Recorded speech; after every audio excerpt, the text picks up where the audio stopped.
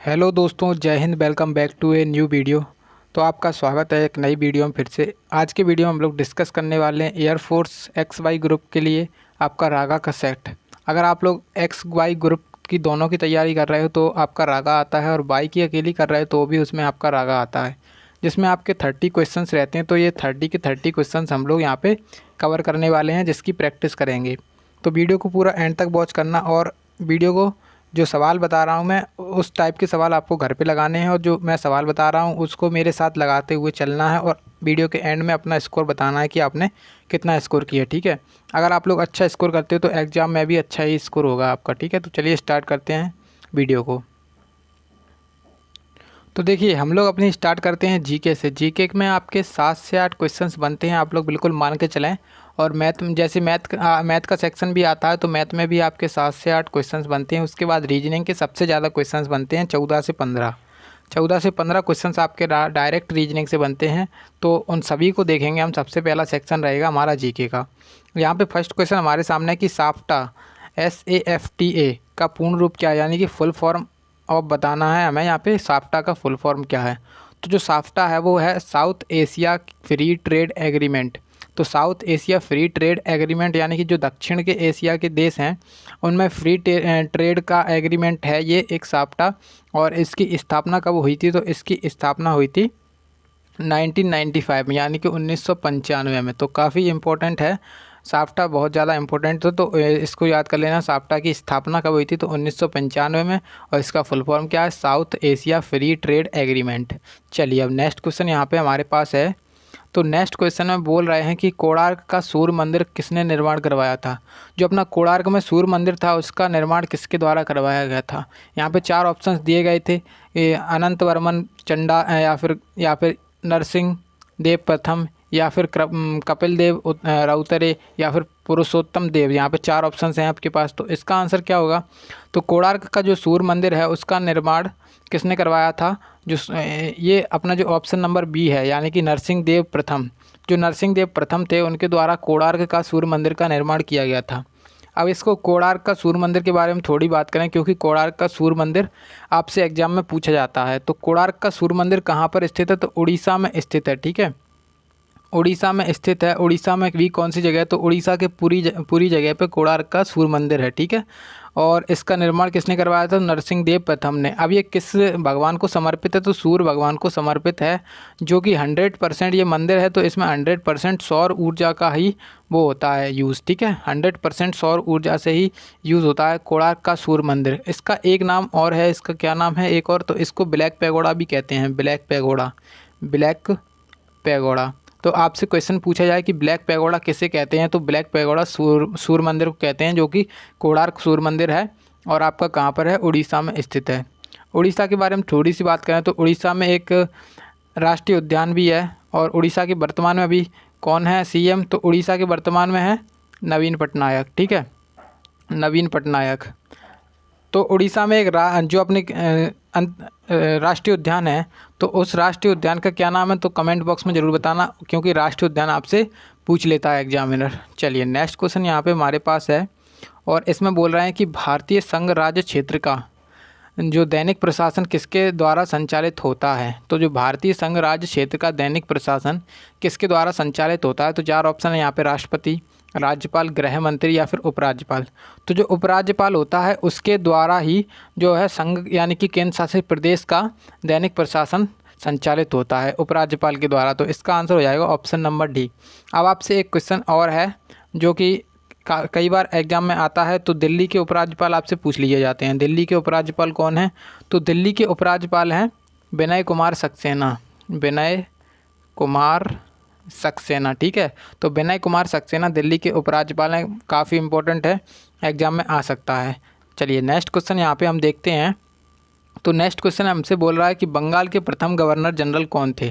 तो जब बंगाल का प्रथम गवर्नर जनरल था तो वो कौन था? यहाँ पे 4 ऑप्शन है, रॉबर्ट क्लाइव, या फिर विलियम बेंटिक, या फिर वॉरेन हेस्टिंग्स, या फिर चार्ल्स कॉर्नवालिस। तो यहाँ पे जो इसका आंसर होगा कि बंगाल का प्रथम गवर्नर जनरल कौन था? तो जो बंगाल का प्रथम गवर्नर जनरल था वो थे वॉरेन हेस्टिंग्स। वॉरेन हेस्टिंग्स को बंगाल का प्रथम गवर्नर जनरल था। अब इनसे एक संबंधित एक चीज़ और है, इन्होंने क्या किया था? रेगुलेटिंग एक्ट रेगुलेटिंग एक्ट लाया था इन्होंने वॉरेन हेस्टिंग्स के द्वारा, ठीक है। और इन्होंने रेगुलेटिंग एक्ट कब लाया था, तो 1773 में।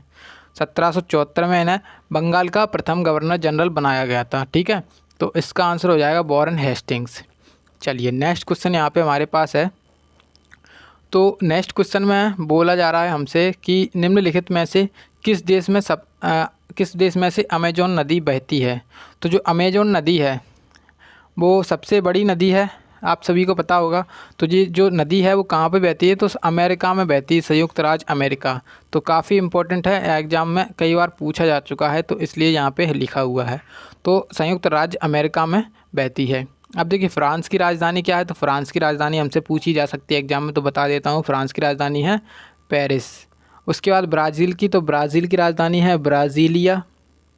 और अपनी कनाडा की पूछे तो कनाडा की है ओटावा, ठीक है, ओटावा। और आप संयुक्त राज्य अमेरिका की राजधानी बताना कि क्या है कमेंट में।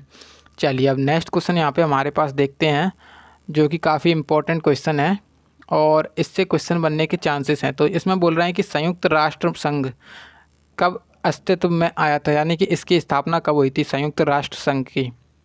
तो जो संयुक्त राष्ट्र संघ है इसको क्या कहते हैं, यूएनओ भी कहते हैं।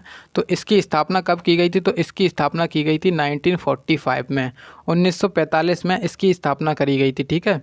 तो 1945 इसका आंसर हो जाएगा ऑप्शन नंबर सी। तो लेकिन अब यहाँ पे इससे संबंधित एक क्वेश्चन और आ जाता है कि इसके अभी वर्तमान में जो है हेड अध्यक्ष कौन है। तो संयुक्त राष्ट्र संघ के वर्तमान में अध्यक्ष हैं एंटोनियो गुटारेस। एंटोनियो गुटारेस हैं, एंटोनियो गुटारेस। तो काफ़ी इंपॉर्टेंट है, तो इसको याद रखना कि संयुक्त राष्ट्र संघ यानी कि यूएन के वर्तमान में महासचिव कौन है, तो महासचिव हैं एंटोनियो गुटारेस। और ये 1945 में स्थापना हुई थी। चलिए नेक्स्ट क्वेश्चन यहाँ पे हमारे पास है और इसमें बोल रहे हैं कि निस्सांद्रता किसकी कमी के कारण होता है। तो यहाँ पे 4 ऑप्शंस हैं, glucose, vitamin E, vitamin B2 और या फिर विटामिन ए। तो जो निस्सांद्रता होता है वो क्या होता है, यहाँ पे आप लोग इसको जब एक बार प्रोनाउंसिएशन अच्छे से करोगे तो निस्सांद्रता यानी कि अंधा, अंधा आपको दिख रहा है इसमें कहीं से निस्सांद्रता। तो अंधा यानी कि आपको जो रतौंधी होती है वो विटामिन ए की कमी से होती है। इसका नाम रतौंधी भी बोल सकते हैं इसको। तो रतौंधी होती है विटामिन ए की कमी से, ठीक है। तो विटामिन ए इसका आंसर हो जाएगा। अब विटामिन से क्वेश्चन कहाँ से बनता है कि इसके रासायनिक नाम बताइए। तो विटामिन ए का रासायनिक नाम क्या है, तो विटामिन ए का रासायनिक नाम है रेटिनॉल, रेटिनॉल। उसके बाद अगर विटामिन बी का पूछे तो विटामिन बी का रासायनिक नाम है थायमीन, थायमीन। और उसके बाद अगर विटामिन सी का पूछे तो एस्कॉर्बिक अम्ल, एस्कॉर्बिक अम्ल। और उसके बाद विटामिन अगर डी का पूछे आपसे तो डी का क्या होगा, विटामिन डी का नाम होगा कैल्सीफेरॉल। अब आप लोग विटामिन के का रासायनिक नाम बताइए और ये भी बताइए कि रक्त का थक्का किस विटामिन की कमी के कारण नहीं बनता है, ठीक है। चलिए तो यहाँ पे हमारे सारे क्वेश्चन हो चुके हैं पूरे जीके के। अब हम करेंगे अपने मैथ के क्वेश्चंस को स्टार्ट। हाँ, तो यहाँ पे हमारे अब मैथ के क्वेश्चंस आ चुके हैं। मैथ के क्वेश्चंस भी काफ़ी इंपॉर्टेंट हैं, एग्जाम में बन सकते हैं। तो इसी प्रकार के क्वेश्चंस आपके मैथ में भी आते हैं। यहाँ पे देखिए फर्स्ट क्वेश्चन है हमारे पास, ये आपका क्वेश्चन है वर्क एंड टाइम से, पाइप और टंकी चैप्टर से भी बोल सकते हो, क्योंकि ये वर्क एंड टाइम, पाइप और टंकी ये सारे चैप्टर एक जैसे ही हैं। तो एक यहाँ पे 2 पाइप दिए गए हैं, पहले तो ए और बी। एक टंकी को 10 घंटे और 12 घंटे में भर रहे हैं। उसके बाद सी पाइप उसी टंकी को अकेला 20 घंटे में खाली कर सकता है। यदि सभी तीनों पाइप एक साथ खोल दिए जाते हैं तो टंकी कितने घंटे में भरी जाएगी। तो देखिए सबसे पहले ए क्या कर रहा है, भर रहा है, तो इसमें लगाएंगे हम प्लस। उसके बाद बी भी भर रहा है तो इसमें भी लगाएंगे प्लस, लेकिन सी क्या कर रहा है, माइनस। अब सी क्या कर, ए कितने घंटे में कर रहा है, तो 10 घंटे में। बी कितने घंटे में भर रहा है, तो 12 घंटे में। और सी अकेला उसको 20 घंटे में खाली कर रहा है। अब इन तीनों का लेना होता है हमें एलसीएम, तो एलसीएम लेके आएंगे 60। अब हमें इनके 1 घंटे का काम निकालना पड़ेगा। तो मतलब ये 10 घंटे में 60 लीटर की टंकी भर रहा है, तो 1 घंटे में कितने लीटर की बढ़ेगा, तो 6। उसी प्रकार से ये आ जाएगा 5 और उसी प्रकार से ये आ जाएगा 3। अब देखिए इनके तीनों के 1 घंटे का काम, अगर तीनों को मिला करके 1 घंटे में टोटल हमारे पास कितना काम होगा, तो जैसे 6, 5, 11। और 11 में से अगर देखिए इसको घटाना पड़ेगा, क्योंकि ये सी वाला जो है ना वो खाली कर रहा है। तो 11 में से 3 जाएगा तो 8, मतलब ए प्लस बी माइनस सी तीनों एक साथ मिलकर कितने 1 घंटे में कर रहे हैं, 8। मतलब 8 लीटर टंकी भर दे रहे हैं। और हमारे पास टोटल कितने लीटर है, 60 लीटर। तो बस इसका टाइम कैसे निकालेंगे, तो 60 में दे देंगे 8 का भाग, तो 8 से जब भाग जाएगा तो कितने में बचेगा, तो 8 सत्ते 56 और 8 पंजे 40। तो यहाँ पे 7.5 आ जाएगा इसका आंसर। ऑप्शन नंबर जो बी वाला है वो राइट आंसर होगा। ठीक है, चलिए अब नेक्स्ट क्वेश्चन यहाँ पे हमारे पास है और ये भी काफ़ी इंपॉर्टेंट है, ऐसा ही क्वेश्चन बन सकता है आपके एग्जाम में।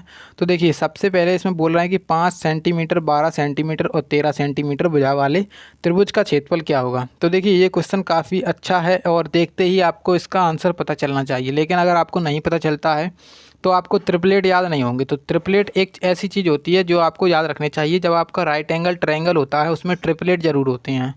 जैसे आपका समकोण त्रिभुज है तो एक भुजा होती है इसमें 12 की, एक भुजा होती है 5 की और एक भुजा होती है 13 की। तो 13 वाली भुजा होती है ये, इनमें से 5 या 12 किसी को भी मान सकते हैं। ठीक है, चलिए अब यहाँ पे हमसे ये राइट एंगल ट्रायंगल है, ये हमें पता कैसे चला, ये हमने ट्रिपलेट याद होने चाहिए हमें। अगर ट्रिपलेट याद होंगे तो हमें पता चल जाए कि राइट एंगल ट्रायंगल है यानी कि समकोण त्रिभुज है ये। तो बस इसमें क्या करना है, त्रिभुज का क्षेत्रफल जब हमारा समकोण त्रिभुज होता है यानी कि राइट एंगल ट्रायंगल होता है तो इसका जो क्षेत्रफल का फॉर्मूला होता है, एरिया का फॉर्मूला होता है इसका, तो वो होता है 1/2 आधार गुणा ऊंचाई, आधार गुणा ऊंचाई यानी कि बेस इनटू हाइट। तो हाइट को हम भाई जो परपेंडिकुलर डलता है उसको कहते हैं और आधार को बेस कहते हैं। ठीक है, तो इस प्रकार से हमें इसका और इसका मान लगाना है। तो बस 1/2, एक हमने लिखा 5 और इसमें लिखा हमने 12, उसके बाद यहाँ से 6 बार चला जाएगा तो कितना एरिया आ जाएगा इसका, 30 सेंटीमीटर स्क्वायर। तो 30 सेंटीमीटर स्क्वायर इसका आंसर आ जाएगा। किसमें, ऑप्शन नंबर सी है ना, वो इसका राइट आंसर हो जाएगा। ठीक है, चलिए अब नेक्स्ट क्वेश्चन यहाँ में तो नेक्स्ट क्वेश्चन है, इसमें बोल रहे हैं कि 1,20,000 की पूंजी को निवेश करके एक व्यापार आरंभ करता है। बी 1,20,000 की पूंजी को, ठीक है, उसने आरंभ किया। उसके बाद क्या कह रहे हैं, 2 महीने के बाद डी उसमें 44,000 रुपये निवेश करके व्यापार में शामिल हो जाता है। तो वर्ष के अंत में किस अनुपात में लाभ को बांटेंगे। देखिए जिस अनुपात में उन्होंने पैसे लगाए हैं उस अनुपात में बांटेंगे, लेकिन क्या करते हैं जब ये पैसे लगाएंगे तो कुछ समय के बाद इन्होंने लगाया है तो जितने समय के लिए लगाया है उसको भी हम निकालेंगे और तब बताएंगे कि हमारा कितना आएगा। तो देखिए 1,20,000 लगाए हैं बी ने, तो बी लिख लेंगे इधर और सी लिख लेंगे इधर, इनका रेशियो, सॉरी डी लिखेंगे, इनका रेशियो हमें निकालना है। तो 1,20,000 इन्होंने लगाए हैं तो 1,20,000 यहाँ पे लिख लेंगे हम।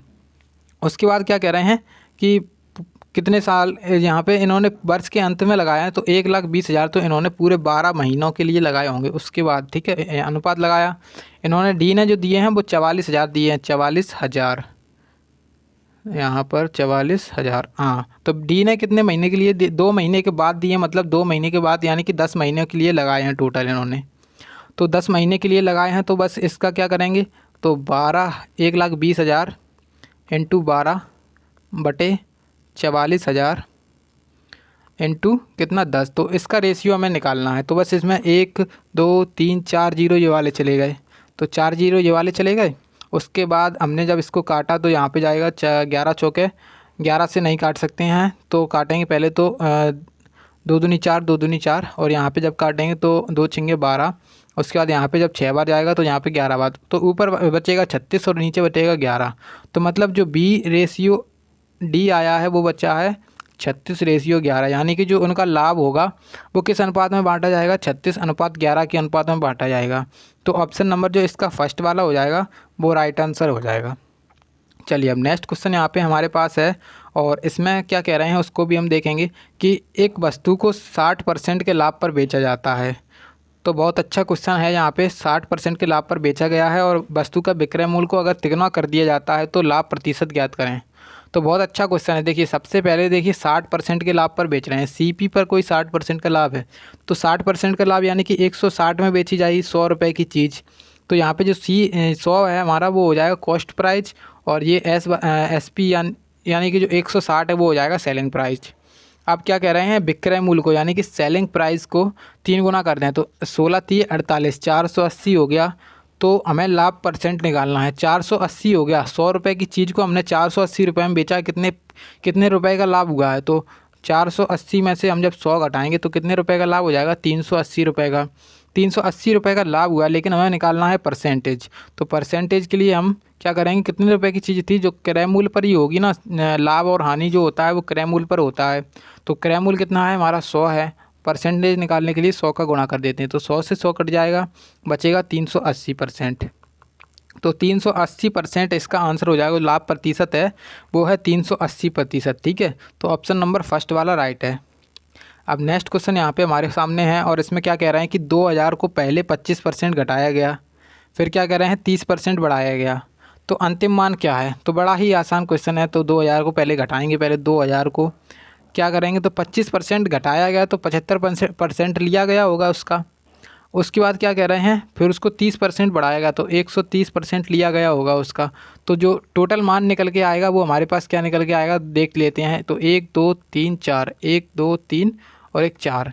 तो यहाँ पे हमारे पास ये आ गया। अब 75 दूनी 150 इंटू 13, अब इसका गुणा करना है और आ जाएगा आंसर। तो 0 आ जाएगा पहले, 13 पंजे 65, 13 एकम 13 और 6 19, यानी कि 1950 जो है इसका राइट आंसर हो जाएगा। अंतिम मान ज्ञात करना था, 1950 हो गया, ऑप्शन नंबर फर्स्ट वाला। अब चलिए नेक्स्ट क्वेश्चन यहाँ पे हमारे सामने है। तो नेक्स्ट क्वेश्चन है, यहाँ से एक क्वेश्चन बनता है आपका इस चैप्टर से, बिल्कुल लाभ और हानि चैप्टर से भी बनता है आपका एक क्वेश्चन मान के चलें।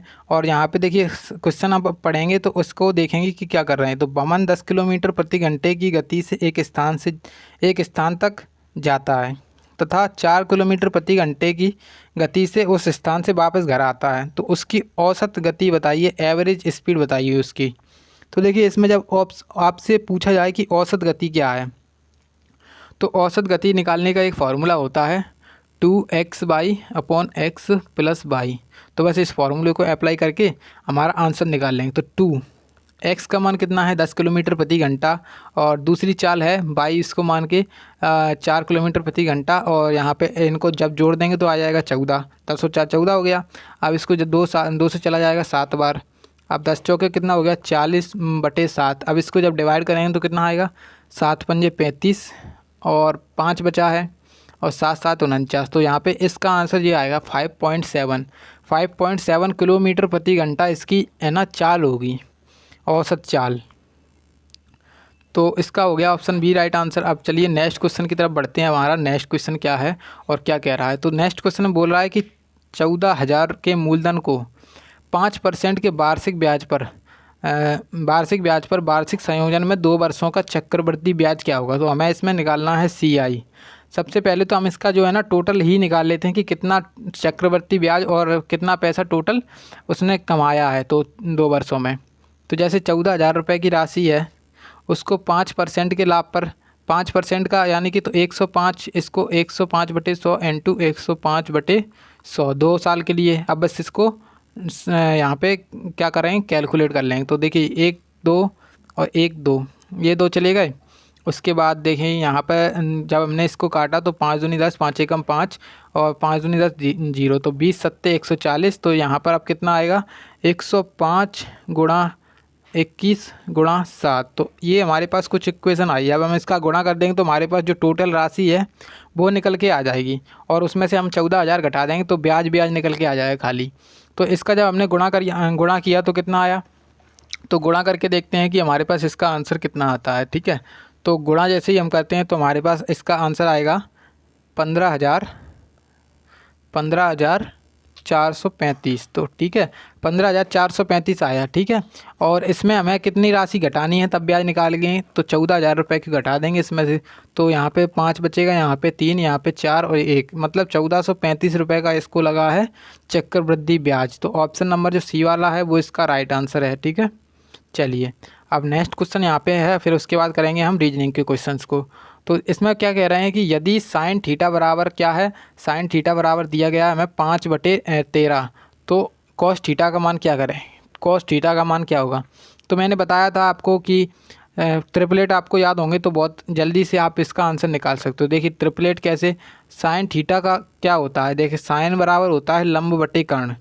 साइन बराबर क्या होता है, लंब बटे कर्ण, यानी कि जो अपना परपेंडिकुलर अपॉन जो अपना हाइपरटेनस होता है इस करके कुछ, तो उसको कहते हैं। तो ये हो गया अपनी 5 और ये हो गई 13। तो बस हमें ये वाली भुजा निकालनी है। एक तो आप लोग पाइथागोरस प्रमेय से निकाल सकते हो, तो उसमें लगेगा टाइम, लेकिन अगर आपको ट्रिपलेट याद होंगे तो अपने आप आ जाएगा इसका 12। तो ट्रिपलेट मुझे याद है तो मैंने यहाँ पे लिख दिया है 12। आप लोग चेक कर सकते हो 12 ही आएगा इसका निकाल के पाइथागोरस से। तो हमसे क्या पूछ रहे हैं, कॉस थीटा का मान बताइए। तो कॉस थीटा का मान क्या होता है, लंब बटे कर्ण आधार बटे कर्ण। तो जो आधार है बेस बटे हाइपोटेनस तो कर्ण। अब बस इसका मान निकालना है तो 12/13। तो कॉस थीटा का मान कितना आ जाएगा 12/13। किस ऑप्शन में है 12/13, तो ऑप्शन नंबर बी वाला जो राइट आंसर इसका हो जाएगा। चलिए अब हमारे हो चुके हैं मैथ के क्वेश्चंस पूरे। अब हम करते हैं अपने रीजनिंग के क्वेश्चंस को स्टार्ट। तो रीजनिंग के क्वेश्चंस आपके 14 से 15 रहेंगे, मैंने बता चुका हूं पहले से आपको। तो देखिए इसमें कह रहे हैं कि एक कोड भाषा में टेबल को किस प्रकार से लिखा जाएगा, जहां पर कॉस्टली डाइनिंग टेबल को NOBCP लिखा जाता है तथा कैन नॉट बाई टेबल को ESNDQ लिखा जाता है। तो देखिए सबसे पहले तो हमें इसमें ढूंढना है कॉमन चीज़ ढूंढनी है। तो देखिए कॉस्टली डाइनिंग टेबल और इसमें क्या है कैन नॉट बाई टेबल, दोनों में कॉमन दिख रहा है मुझे टेबल। और अब हम देखेंगे कि इनका जो कोड है उसमें कॉमन क्या है।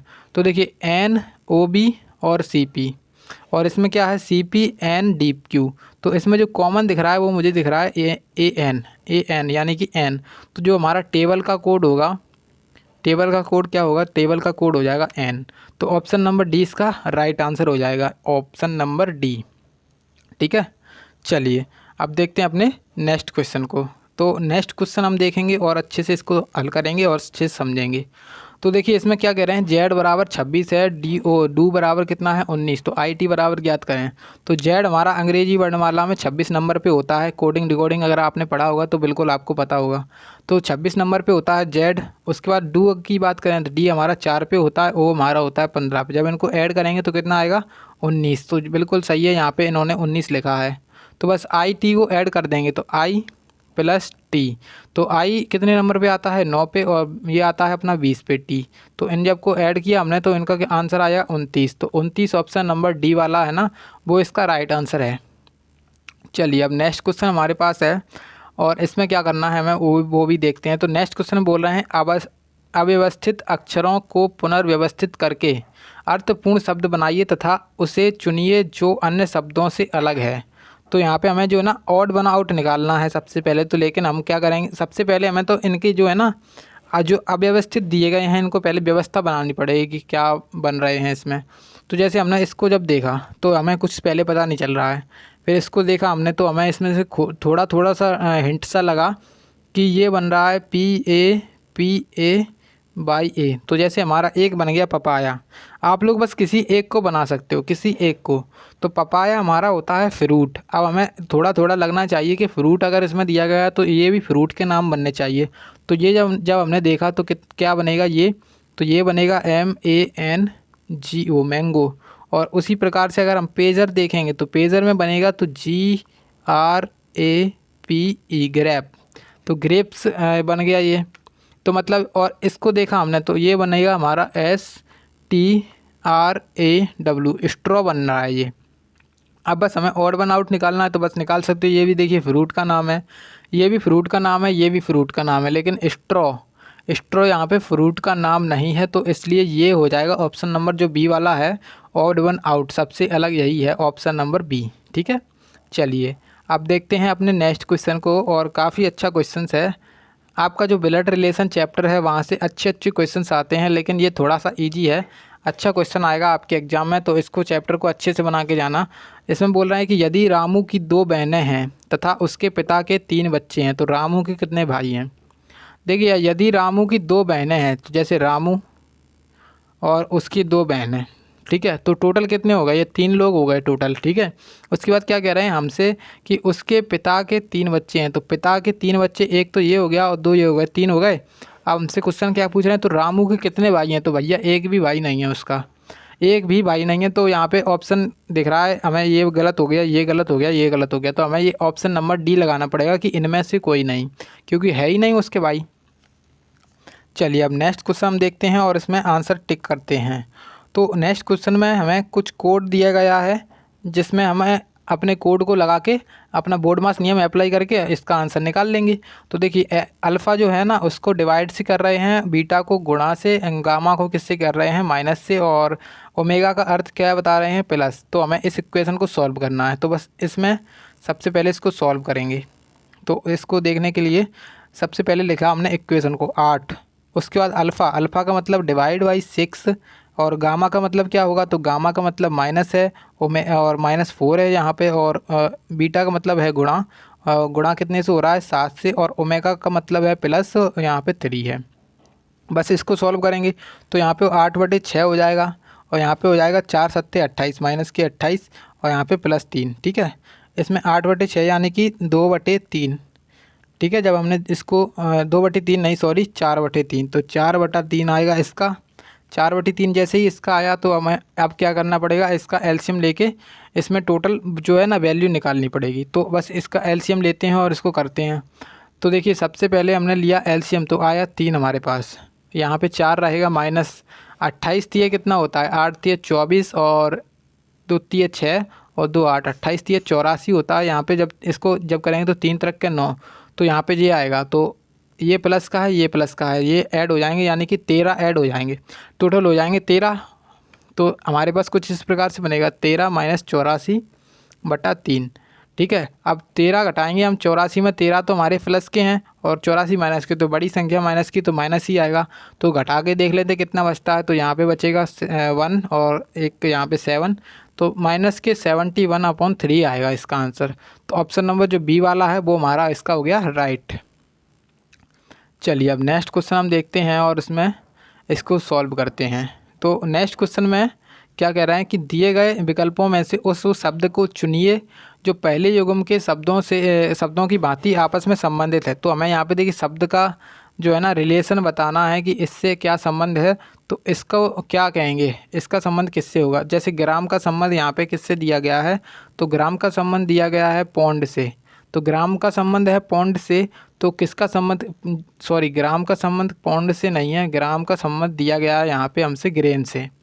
तो ग्रेन बराबर यहाँ पे ग्राम से है। तो ग्रेन क्या होता है, ग्रेन होता है एक जो अंतर्राष्ट्रीय मापन की इकाई है ग्राम की, उसको कहते हैं ग्रेन। तो वैसे ही जो हमारा पौंड होता है, पौंड को क्या कहते हैं, तो पौंड को जैसे पौंड को क्या होगा, पौंड क्या होता है, भार नापने के लिए होता है। तो भार नापने के लिए होता है पौंड, तो पौंड हमारा भार नापने के लिए होता है। तो पौंड का जो हो जाएगा ऑप्शन नंबर बी वाला राइट आंसर। ठीक है, चलिए अब नेक्स्ट क्वेश्चन यहाँ पे जीके के आ गए हैं, जीके का हम कर चुके हैं, अब हम करेंगे रीजनिंग के। हाँ, तो हमारे पास अब नेक्स्ट क्वेश्चन आ चुका है और इसमें बोल रहे हैं कि निम्नलिखित 4 शब्दों में से 3 शब्दों में से किसी प्रकार से एक समान है और उसमें से एक असमान है, यानी कि ऑड वन आउट वाला बताना है इसमें भी। तो विचार करना, जांचना, खोजना और पूछताछ करना, 4 ऑप्शंस हैं। इसमें से कौन सा सही है, तो देखिए सबसे पहले अगर हमने देखा जांचना, कोई चीज़ आप लोग जांच कर रहे हो, किसी की कोई चीज़ खोज कर रहे हो और किसी से पूछताछ कर रहे हो, ये तीनों मुझे एक जैसे लग रहे हैं। लेकिन हमने देखा विचार करना, ये आप लोग विचार कर रहे हो, खुद से कर रहे हो, अंतर मन से कर रहे हो विचार, तो ये हो जाएगा ऑड वन आउट। ठीक है, ऑप्शन नंबर फर्स्ट वाला। अब यहाँ पे हमारा नेक्स्ट क्वेश्चन है सीरीज चैप्टर से। तो सीरीज चैप्टर से आपके मान के चलिए 2 क्वेश्चन बनते हैं बिल्कुल। तो यहाँ पे इसको नोट करेंगे सीरीज को। तो सबसे पहले लिखा 115, फिर उसके बाद क्वेश्चन मार्क है, उसके बाद 134 है, 145 है, फिर उसके बाद 157 है, फिर उसके बाद 170 है। ठीक है, तो देखिए सबसे पहले तो क्वेश्चन मार्क के स्थान वाली हमें निकालनी है, लेकिन हम कैसे करेंगे, तो इसमें एक अच्छा मेथड रहता है डिफरेंस का मेथड। तो इनका डिफरेंस निकालते हैं। जब 134 को हमने 145 बनाया तो इसमें जोड़ा है हमने 11। उसके बाद अगर 145 से कितना 100 बनाया 57, तो यहाँ पे जोड़ा है हमने 12, और 157 से 170 बनाया है, यहाँ पे जोड़ा है हमने 13। मतलब आप समझ गए डिफरेंस कैसा चल रहा है, 10 11 12, मतलब जो क्रमागत संख्या है उनका डिफरेंस चल रहा है। तो यहाँ पे 11 के बाद 12, 12 के बाद 13, तो इसके पहले क्या आएगा डिफरेंस, तो इसके पहले आएगा जो 10 का डिफरेंस।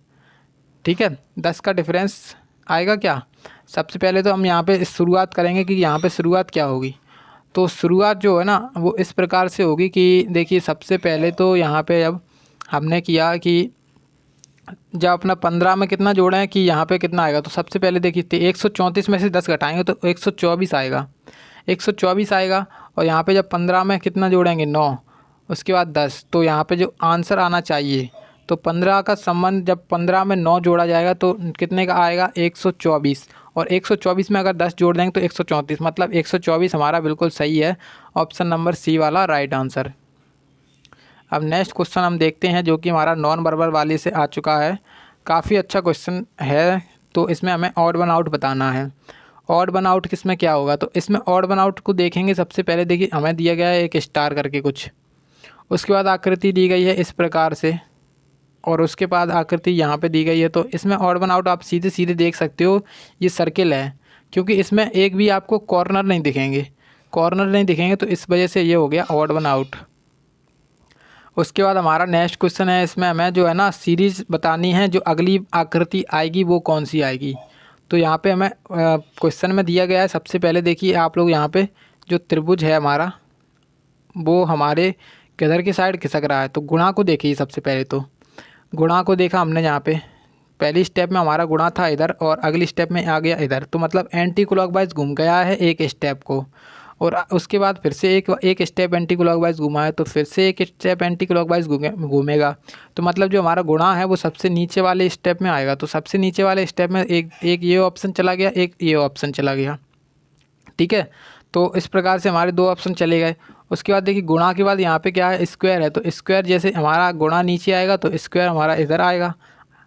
ठीक है, स्क्वायर इधर आएगा। अब स्क्वायर किस वाले ऑप्शन में, तो ऑप्शन नंबर खाली 1 रह गया। तो इसमें इसका आंसर ऑप्शन नंबर 1 हो जाएगा इसका। ठीक है, चलिए अब नेक्स्ट क्वेश्चन हमारे पास है, और इसमें बता रहे हैं, काफ़ी अच्छा क्वेश्चन है, और इसमें हमें बताना है कि जो अगली आकृति है वो क्या आएगी।